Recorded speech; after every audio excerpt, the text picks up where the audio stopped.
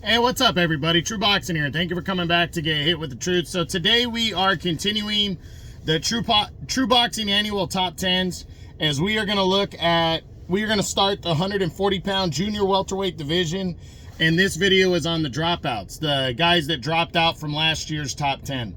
Now, before we get into that, if you could smash the like button, leave a comment, or subscribe to the channel, I really do appreciate any and all support that I can get as I continue to build my channel here. So 140 was one of the most difficult top 10s I had to do. I even did what I used to do and did a tie for the 10th spot. But I realized after last year, when I made such a big deal about it's 10, you got to cut it off at 10, I had to reevaluate, and I've done that.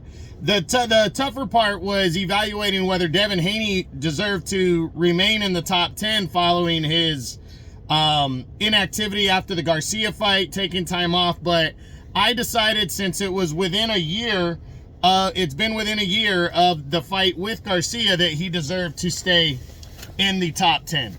So let's jump into the guys that dropped out. So with Haney staying in the top 10, we had a turnover rate of half. So we have 5 guys dropping out from last year's top 10. Very tough, as I said, to drop everybody out, but it is what it is. So let's take a look at the guys that dropped out.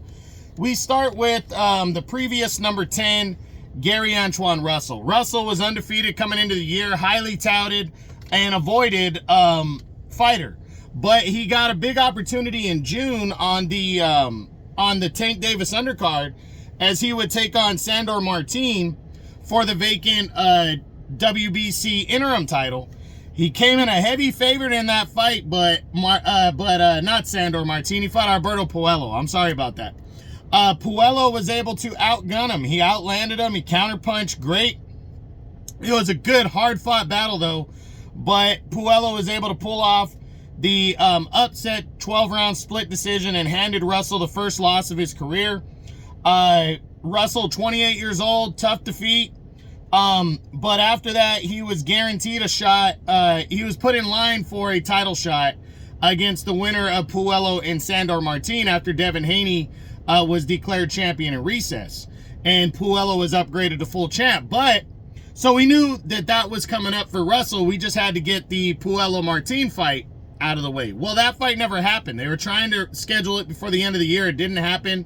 Now it looks like it's going to happen it's going to happen early in 2025. But Gary Antoine Russell got a golden opportunity. The PBC set him up with a WBA title fight against Jose Valenzuela. So Gary Antoine Russell, huge chance to jump back into it. March 1st on the Tank Davis Lamont Roach undercard, Gary Antoine Russell has an opportunity to jump right back into top 10 in a major way if he can score a victory over Jose Valenzuela for the WBA title. So we'll see what happens there. Next to drop out from last year's top 10 is undefeated contender Arnold Barboza Jr. He previously was number 9, 33 years old right now, surprisingly, since he's an undefeated kind of still contender on the rise, but he ended up capping off the best year of his career. He started off in January with a TKO victory over a guy named Endo Jenny. Then in April, he took on a guy named Sean McComb and almost lost. He came in a heavy favorite in that fight and lost that fight by a 10-round split decision, and came up short. So tough loss for him right there against McComb. I mean, he actually got the win, I'm sorry, over McComb, but it was very close, and it's kind of an eye-opening thing as he was just staying busy. But in November, he would get the opportunity at the biggest fight of his career. On Latino night, brought to us by Riyadh Season, he would take on former unified champion Jose Ramirez. And, kind of in an uneventful way, he outworked Ramirez, counterpunched him to a 10-round unanimous decision. Big win for him, but again, it was kind of uneventful, but he was able to stay undefeated and now has the biggest opportunity of his career coming up February 5th, as he will take on Jack Catterall. So, yes, he's dropping out of the top 10, but he has a huge opportunity at Catterall right here in February. And if he can pull out the victory over Catterall, he's right up there, to be honest, in the top 5. That's how tight and wide open 140 is to be grabbed. And it was tough not ranking him in the top 10, but I was really not impressed overall. Even though technically it was the best year of his career, I wasn't really impressed with his year, with the performance against Macomb and then the kind of lackluster victory over Jose Ramirez. I was just kind of unimpressed with him. So he's not in the top 10 coming into the year, but he has a great opportunity to break back into the top 10 in 2025. Okay, so now the next guy to drop out of the top 10 is former two-time champion Regis Prograis. 35 years old now. He entered the year number 7. Prograis would take on Jesus, what did he do this year? I think he came up short. No, he took on Jack Catterall. I'm sorry. And he was coming off the loss against Devin Haney last year, and he went in against Catterall, and Catterall just outworked him. Prograis did good in the first half. I actually had him winning 4 rounds to 2 after 6, but Catterall just shut down the second half of the fight.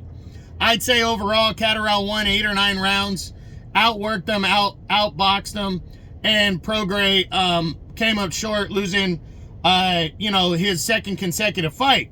There was talks of him possibly retiring, but Prograis has axed that, saying he's still coming back. Prograis kind of that gatekeeper fighter. I think he'll have an opportunity to bounce back in depending on who he fights, but he's probably going to be the underdog going in against whoever he fights. So at 35, he still packs the punch, still has some ability. I'm interested in seeing who he takes on in 2025 and when he's going to bounce back. Next to drop out is previous number 6, top-rated contender Sandor Martin, 31 years old right now. He was inactive in 2024. A lot of the reason for the inactivity was him trying to finally get his mandatory title shot at the WBC title.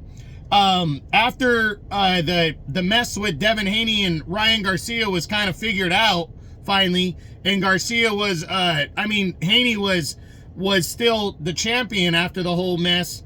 The WBC ordered Haney and Martin, but Haney was really upset with how much money he was being offered for that fight. So he decided to take a back seat, take some time off. He was declared the champion in recess, and interim champion Alberto Puello was upgraded to full champion and then ordered to make a mandatory defense against Martin. And they were trying to get that fight signed and good to go before the end of the year, but on the Tank Davis Roach card, for instance, but they were not able to do it. Now the fight is still supposed to happen, but we do not have a concrete date yet. Right now, they're still lobbying for the fight to take place on the Davis and Roach undercard, but it has not been officially finalized. But my opinion is Martin is going to get his first title shot against Puello on that March 1st Amazon Prime pay-per-view card, and we'll see what he does with it. A win to become the WBC champion, he probably busts into the top 5, to be honest, with that victory. A loss, depending on how he loses, he could stay out of the top 10. A strong performance in defeat, he could break into the top 10. 140's wide open, and Martin is going to get his opportunity in 2025. And the last guy to drop out of the top 10 at 140 is former unified champion and previous number 5, Jose Ramirez. Ramirez entered the year. He was coming off of a year where he only fought one time in 2023, when he returned to defeat, I think it was what was his name? Richard Comey.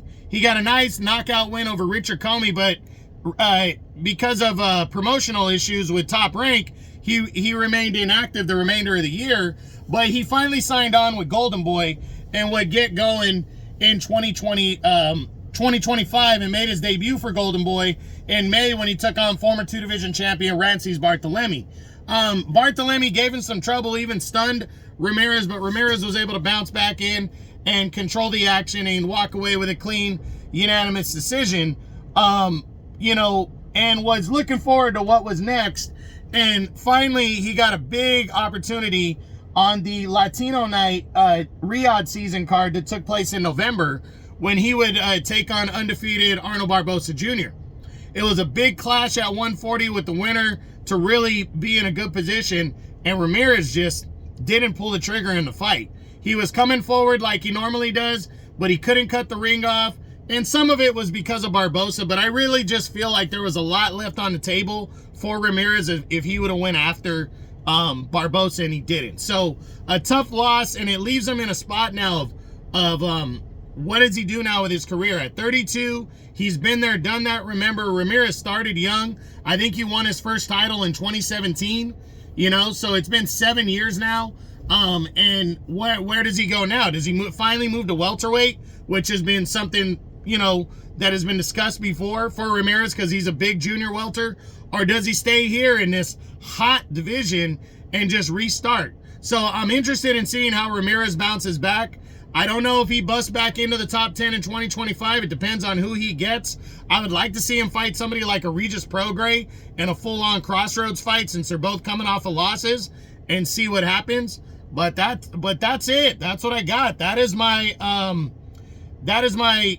annual True Boxing Top 10s, continuing with the dropouts from the 140-pound junior welterweight division. I hope you enjoyed the video. If you did, smash the like button, leave a comment, or subscribe to the channel. I appreciate any and all support. This is True Boxing.